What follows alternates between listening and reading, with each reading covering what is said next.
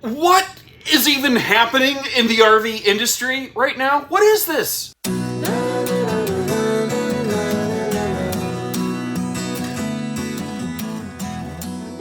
Welcome everybody to Bish's RV. My name's Josh the RV Nerd. I was invited down here to Forest River to take a look at a new prototype impression that we're in today.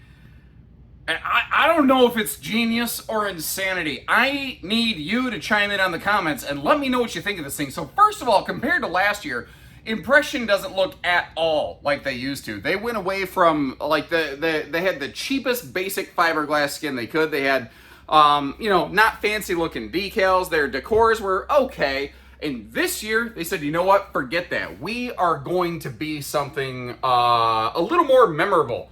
And if this is how they're coming out swinging, they're certainly going to make a little bit of a impression, I think, with a lot of people. So this, I walked by this and I thought it was the same generic triple slide fifth wheel that everybody makes. I could not have been more wrong. I walk in this thing and it's got a pseudo-residential, bistro diner table in this thing that is fixed to the floor, by the way, so it's not jiggle banging all over the place. It's essentially acting like your island, but also your dining. It's a bistro dineland, if you will. The RV has a dedicated desk space while also having lots of other seating. What it doesn't have is the traditional booth dinette or table and chairs. They're reimagining things and doing things in a different way. This RV also, they are intending this to have factory standard dishwasher, factory standard washer and dryer, not combo units, but the way you're looking at it with these appliances is how they're thinking. Now, I mentioned we are in the first prototype.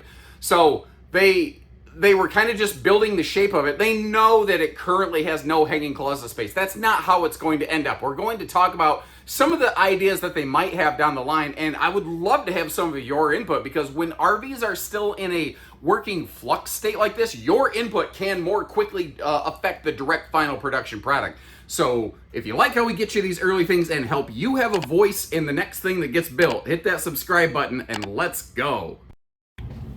And whether we end up liking it or not, I do think that they deserve some serious accolades for trying to do something with just an ounce of originality. Not just trying to crank out the same old thing, because they could have done that. Impression comes in lighter weight and lower dollars versus a lot of fifth wheel brands, and they could have just taken somebody else's floor plan and put it through the copy machine and spit the thing out, and it would have been okay enough. But they really dug their heels in, and they started right from the ground up to really make something here that I've never seen anything exactly like this. A year or two ago, Bighorn, I think it was flirting with some form of concept of these like bistro diner kind of situations. It wasn't fully fleshed out, but they were kicking around the idea.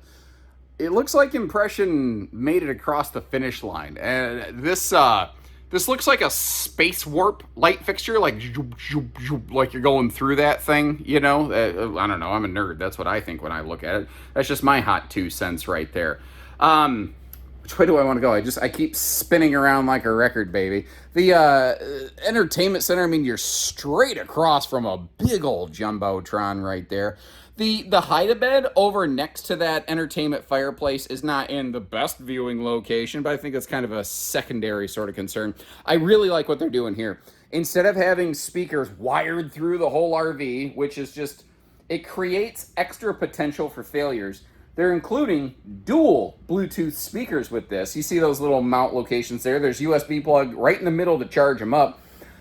But you can do 2 of them inside, 1 in, 1 out. You can do 2 of them outside. You can take 1 with you to the bathroom. You can do a little bit of whatever you want. And did you notice how both of the slides down here in the lower deck, they are a carpetless floor flush rack and pinion.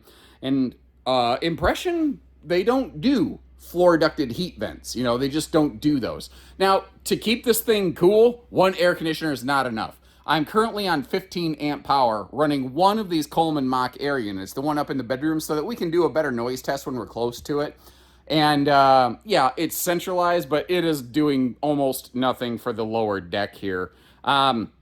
You, without question, are going to want to have both air conditioners running in a sunny situation on this. because it is hot outside. The ambient temperature is well up in the upper 90s. We are indoors. This is actually inside of a building, as you may have realized. So we're still not even getting direct sun exposure. You get the idea. You need to run both air conditioners. I've talked about this too much. What I should have been talking about is what makes this floor plan different, unique, interesting, either awesome or insane. I don't know how you want to describe it. What do you think? Like, what do you think about this? Because that is your kitchen island, but also your dining space. It doesn't have a fold-down dinette sleeper. This RV has, well, no, it does have guest sleeping capacity. We have a hide-a-bed, which, I mean, what else do you really need, you know?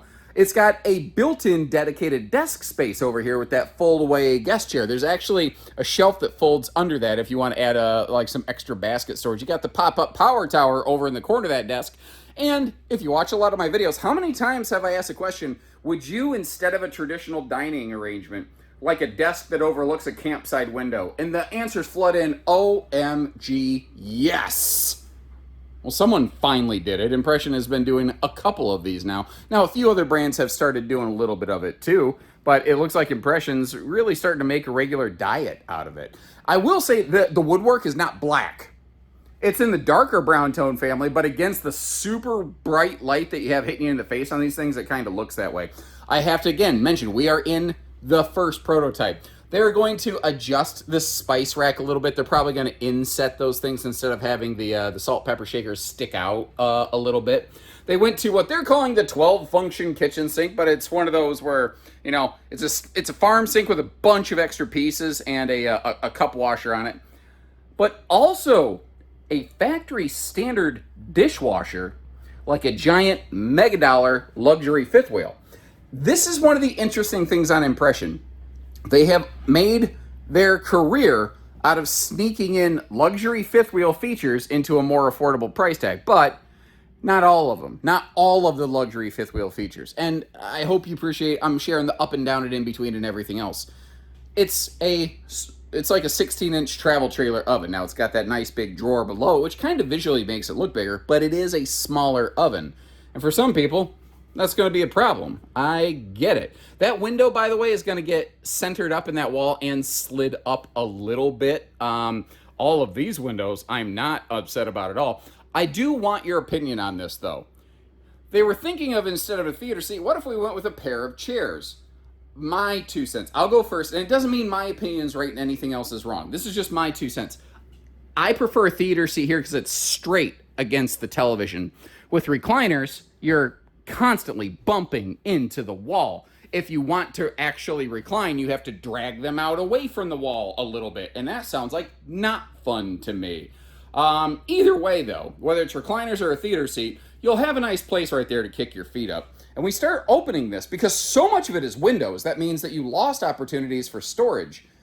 But I think they actually did a pretty good job recouping a bunch of that storage in different areas of the RV.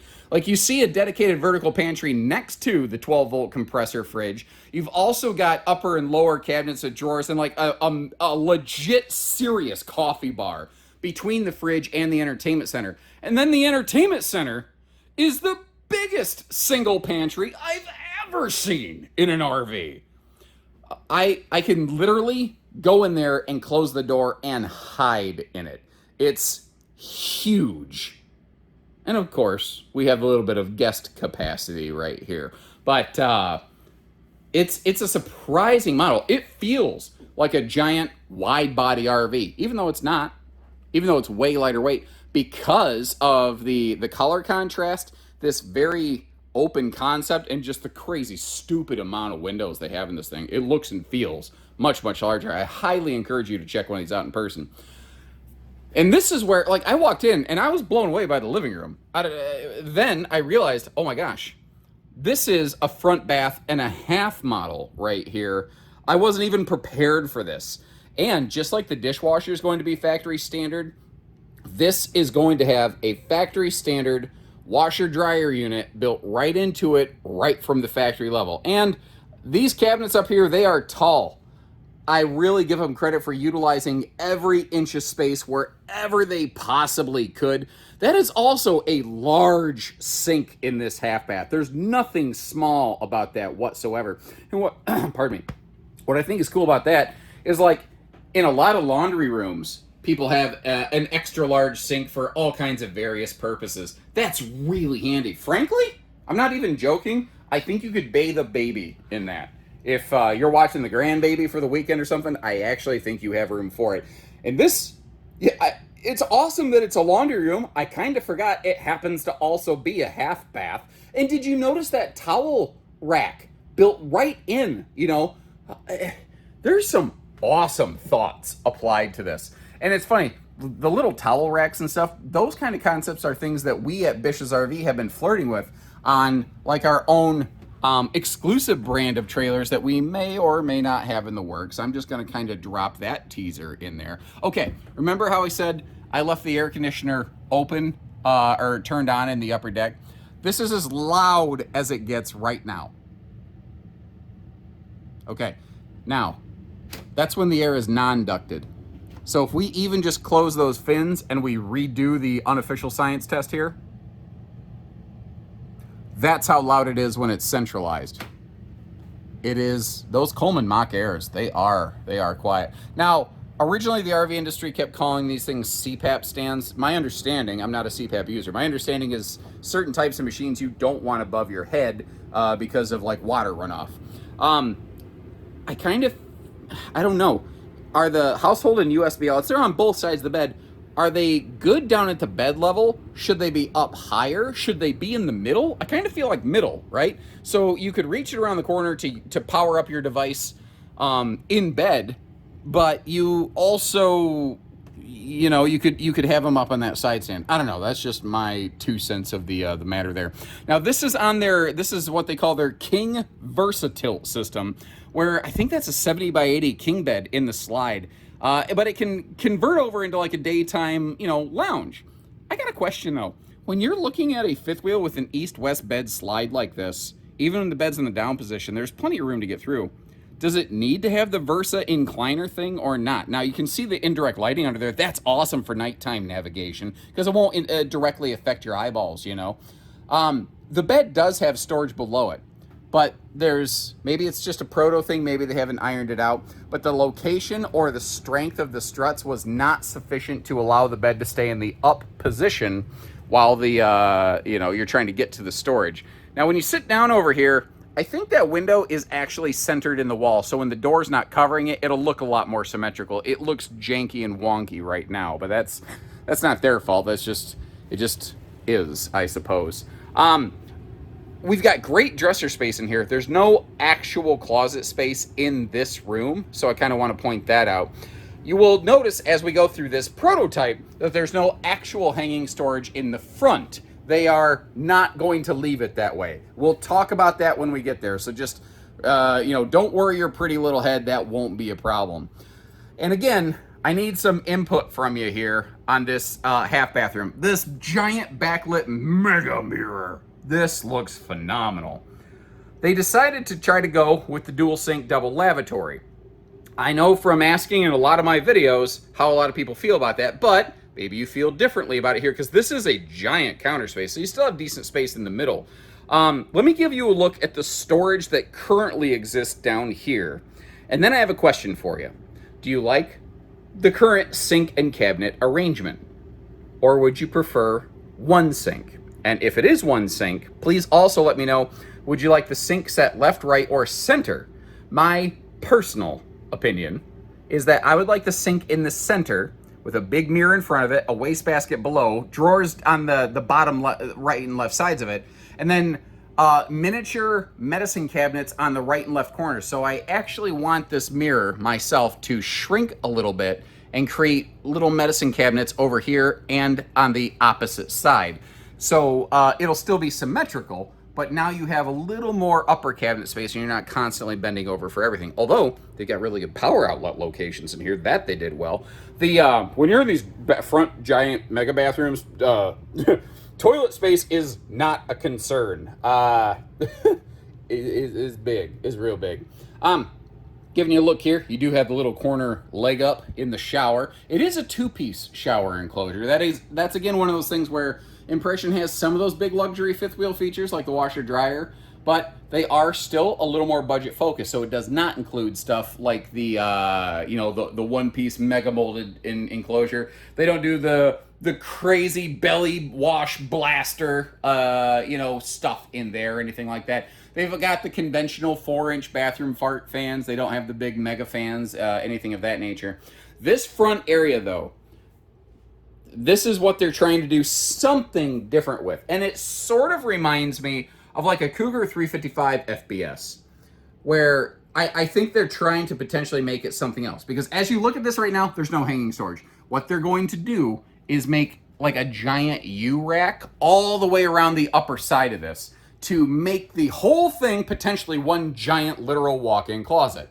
But they're also flirting with the idea of, what if it was more than that?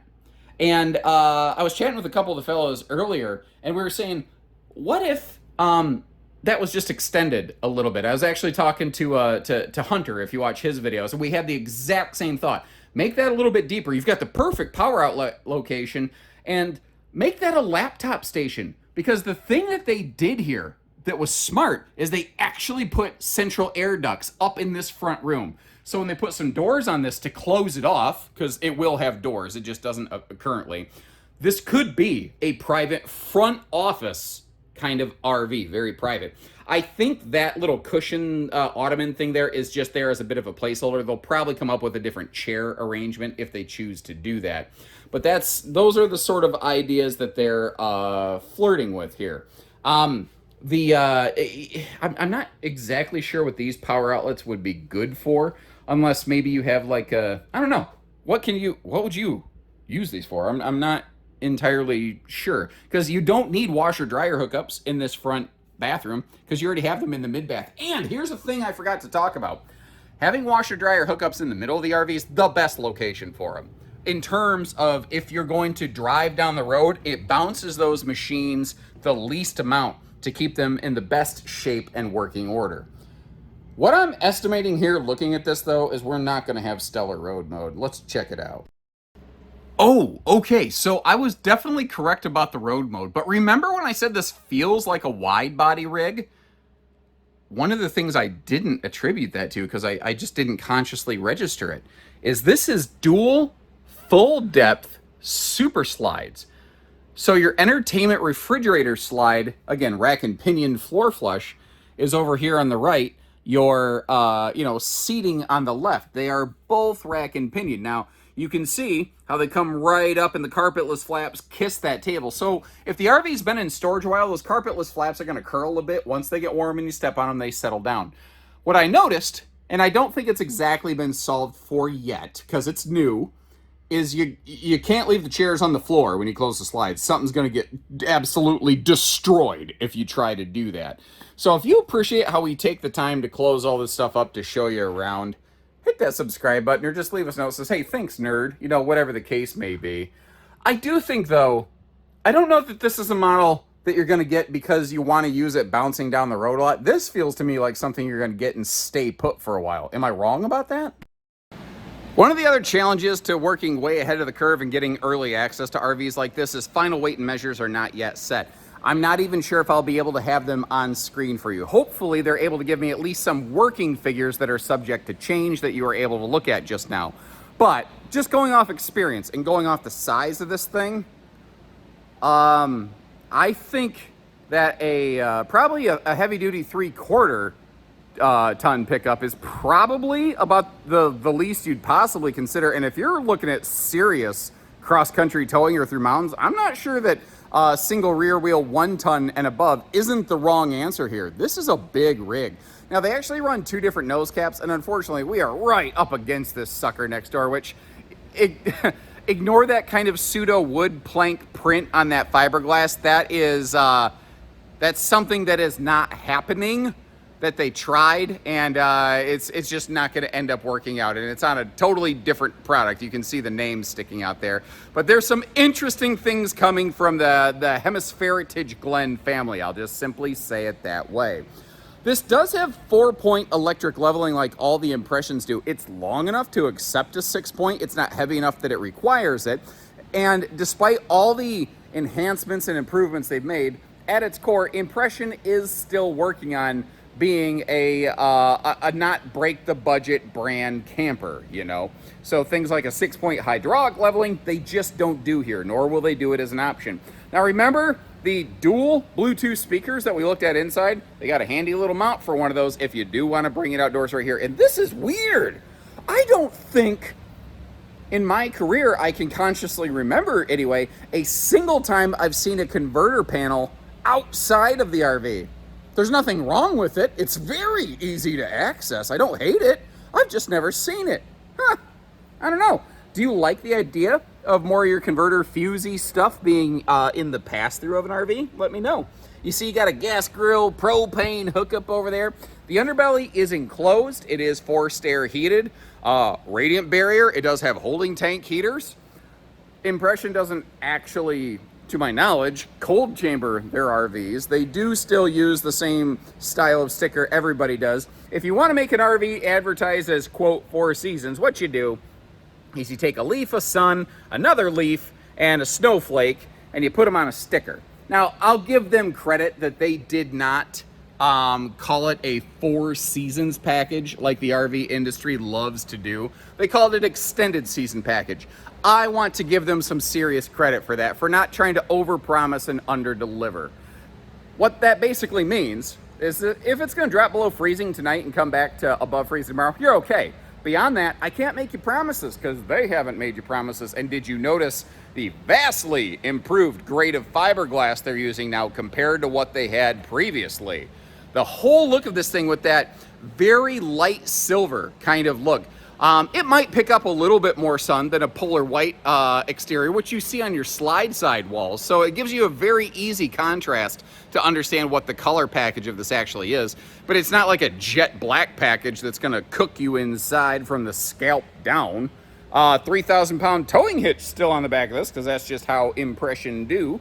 They also have a sewer hose caddy tube over here. The thing is, you've got a kitchen dead on the back side of this sucker, and you've got washer dryer hookups in the middle with a half bath and a bathroom dead on the front.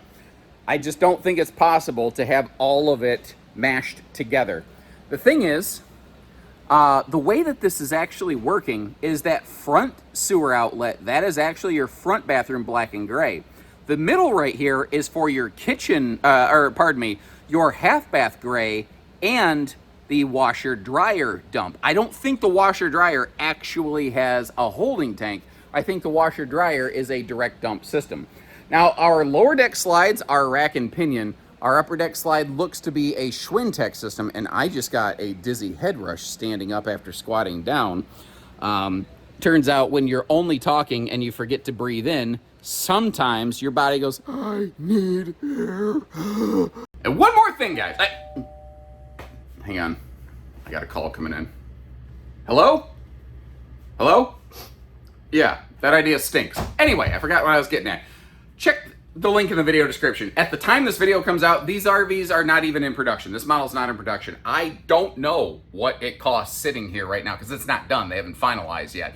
But that will resolve over time. So if you're watching this several months later, I'll still leave you a link in the video description where you can check pricing and availability. If you're curious or serious, contact our local folks and they can actually get a hold of the rep and probably get you a better idea of real dollars and cents. Right now, I'm so far ahead of the curve, it doesn't exist at the time that I am recording this. And in case you're wondering, yes, I am walking around with one shoe right now.